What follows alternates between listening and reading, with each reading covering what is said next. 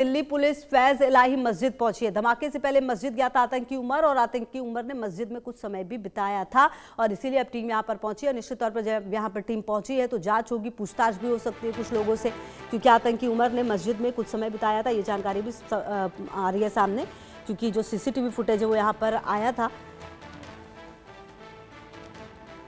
आतंकी उमर ने मस्जिद में क्योंकि कुछ समय बिताया था, धमाके से पहले मस्जिद गया था आतंकी उमर, क्योंकि जो सीसीटीवी फुटेज आया है वो यहाँ का आया है, और कहा जा रहा है कि करीब 10 मिनट का वक्त रहा होगा जो यहाँ पर वो रुका था।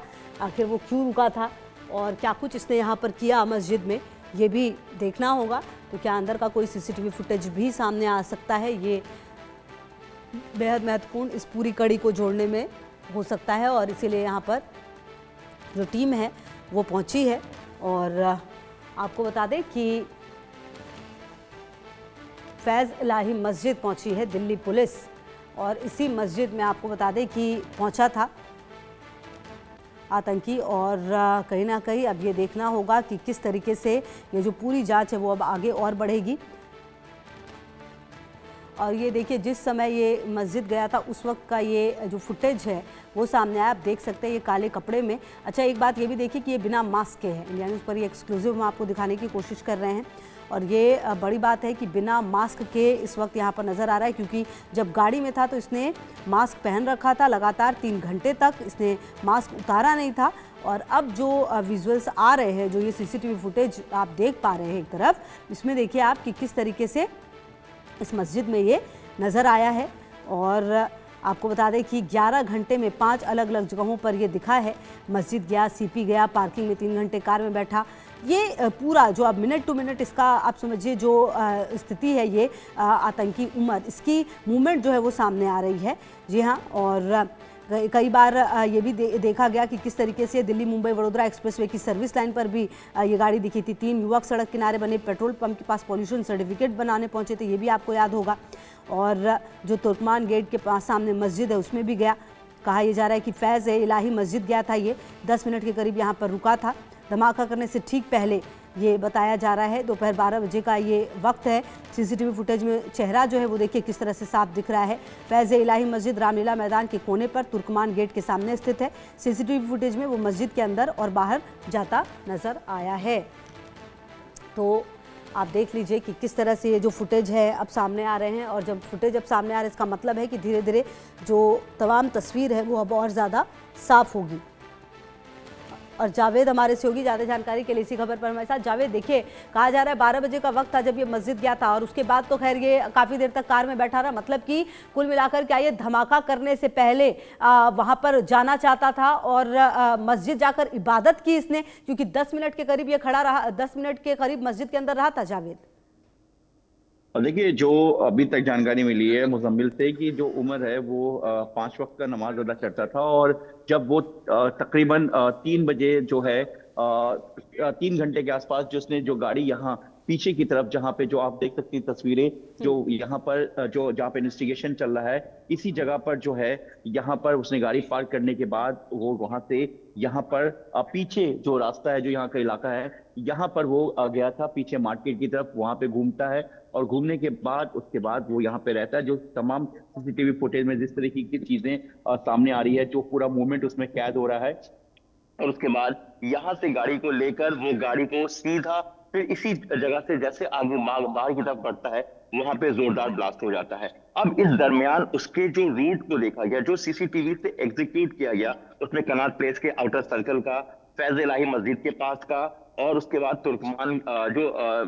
तुर्कमान गेट के पास का भी जो सीसीटीवी फुटेज है वो सामने आया है। इसका मतलब यही है कि वो कहीं ना कहीं इस पूरे इस गाड़ी पार्क करने के बाद वो गाड़ी में नहीं बैठा, कुछ देर गाड़ी में बैठने के बाद वो यहाँ से मूव करता रहा। इसका मतलब ये था कि कहीं ना कहीं वो क्या किसी हैंडलर से मिलने आया था, या उमर का कोई जानकार था, या कोई हिडन तरीके से उमर से मिलना चाह रहा था।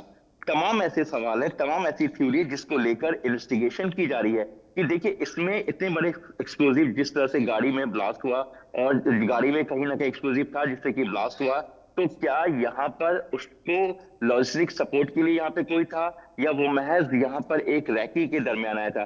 देखिए, इस ब्लास्ट के बाद से जो देश की इंटेलिजेंस की जो टीम है, यूनिट है, उन्होंने भी अपनी रिपोर्ट में बताया है कि ये जो ब्लास्ट है जो ब्लास्ट के बाद जिस तरह का पैटर्न देखने को मिला जांच के दौरान, वो वैसा पैटर्न नहीं है जो आमतौर पर टेरर मॉड्यूल के दरमियान जो ब्लास्ट होता है। मतलब इसको कहीं शिफ्ट किया जा रहा था। और जिस तरीके से पूछताछ में मुजम्मिल, शाहिद शाहील और लगातार जो लोग इस वक्त बाकी जो इसके संदिग्ध है, जो इसमें अभी तक गिरफ्तार किए, उनसे पूछताछ जिस तरह से एजेंसीज और तमाम इंटेलिजेंस की टीम, यूनिट, पुलिस जो कर रही है, उसमें ये साफ जाहिर है कि इन्होंने बताया कि 6 दिसंबर को इस ब्लास्ट को एग्जीक्यूट करना था। यानी कि दिल्ली में वो जगह तलाशी जा रही थी कि आखिर ब्लास्ट कहाँ दिया जाए और 6 दिसंबर को मैसेज कहाँ से दिया जाए। इसके अलावा दिल्ली के अलावा कुछ और बड़े शहरों के भीड़ भाड़ वाले इलाकों को भी चुनना था, क्योंकि ये भी खुलासा हुआ है कि एक तरह से ग्रुप बनाया गया था और एक ग्रुप में ही इससे अलग अलग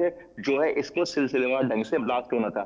मतलब जो प्लानिंग थी, प्लानिंग बहुत पहले से थी और पूरी तरीके से प्लानिंग के तहत इसको एक जगह जमा किया जा रहा था। और वो बेस कैंप जो था वो दिल्ली से, जहां पे इस वक्त हम मौजूद है, लाल किले से बात करें या दिल्ली के ठीक है, आप रहिए हमारे साथ जावेद। इसी बीच एक बड़ी खबर आ रही है, अपने दर्शकों को बता दें। दिल्ली धमाके की जांच से जुड़ी ये अहम जानकारी आ रही है। हरियाणा के नूंह से एक शख्स को पकड़ा गया है। ये जानकारी अहम आ रही है, हरियाणा के नूंह से एक शख्स को पकड़ा गया है। अब ये शख्स कौन है, किस तरह से इसके जो तार है वो जुड़े हुए हैं, ये देखना होगा।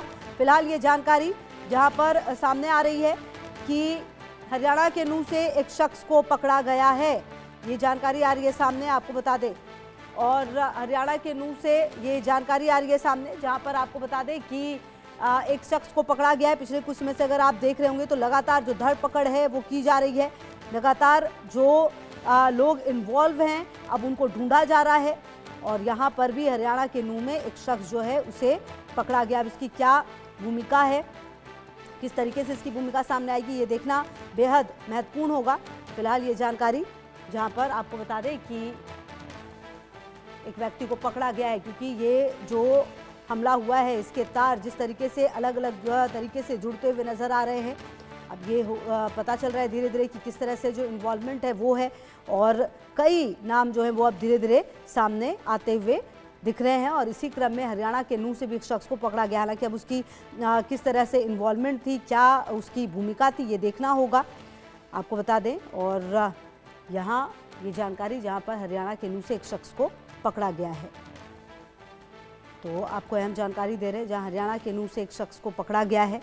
और अब ये क्या इसकी भूमिका थी, ये तो देखना बेहद महत्वपूर्ण होगा। फिलहाल ये जानकारी किस तरह से अब इसने इस पूरे घटनाक्रम में इसकी भूमिका थी ये भी देखेंगे। फिलहाल जहाँ पर हरियाणा के नूंह से एक शख्स को पकड़ा गया, हरियाणा में ही वो गाड़ी भी मिली है, तो कहीं ना कहीं इस पूरे केस में बहुत कुछ अब तस्वीर जो है वो साफ हो रही है। लेकिन फिलहाल अभी भी बहुत कुछ ऐसा है जिसके बारे में जानकारी मिलनी बाकी है, क्योंकि आपको बता दें कि यहाँ पर तमाम जो गिरफ्तारियां हैं वो लगातार हो रही हैं, लोगों को पकड़ा जा रहा है जिनकी इन्वॉल्वमेंट है। और ना सिर्फ हरियाणा में बल्कि कई जगहों से, जम्मू कश्मीर की अगर आप बात करें या फिर और भी जगहों की, वहाँ से भी इस तरह की खबरें सामने आ रही हैं।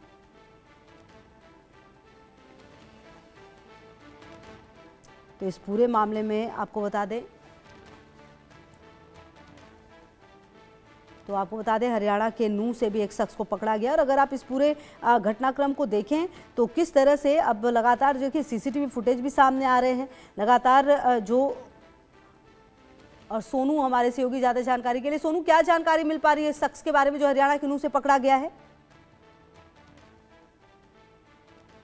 इसके जो अभी इंक्वायरी चल रही थी उसको लेकर अगर बात करें, इसमें जो खाते विक्रेता है डब्बू नाम का युवक था, उसको देर रात उसको पकड़ा है, वहां से उसकी दुकान से जो गिरफ्तार किया है। क्योंकि बताया जा रहा है कि जो ये विस्फोटक जो पदार्थ था जो दिया गया था, जो उसकी दुकान से दिया गया था, तो उसको पुलिस ने गिरफ्तार कर लिया है। अभी भी उसमें पूछताछ जारी है। लगता है कि अभी और भी इसमें जो दुकानदार हैं वो भी इसमें आ सकते हैं। तो पहले बता दें कि दुकान से ही गिरफ्तार किया है और ये जो काम था, जो खाद बीज का काम था दुकान से, और वहीं से इनकी दुकान पे जो विस्फोटक पदार्थ था वो दिया गया था। जी सोनू, क्या इस शख्स के बारे में जो पुलिस प्रशासन है उनके पास कोई पहले से भी कोई जानकारी थी, हिस्ट्री, इसका जो इतिहास है वो किस तरीके का रहा है? जी बिल्कुल नहीं कि ऐसी कोई जानकारी पहले पुलिस की तरफ से नहीं थी, क्योंकि जैसे आरोपी जो पकड़े गए हैं उसके हिसाब से फिर लगातार इनके जो तार है जो सीधे मेवात से जुड़े मिले। उसके बाद जब इनकी पूछताछ हुई तो तब जाके इसके मेवात से निकला है कि मेवात में से भी यहाँ से विस्फोटक पदार्थ जो गया था, जो दुकानों से गया था वो यहाँ से गया था, लेकिन इसकी पहले से जानकारी नहीं की थी। लेकिन अब जैसे जैसे परत खुलती जा रही है तो जैसे आरोपी का नाम भी सामने आते जा रहे हैं। तो अभी बताया भी जा रहा है कि जो जानकारी मिली है कि कुछ और भी इसमें शामिल होता है। अभी एक को पकड़ा है और पता लग रहा है कि अभी इसमें और भी ठीक है शामिल हो सोनू, सकते रहेगी हैं। लगातार नजर। फिलहाल शुक्रिया आपका इन तमाम जानकारियों के लिए। तमाम खबरों पर नजर आप रहिए हमारे साथ।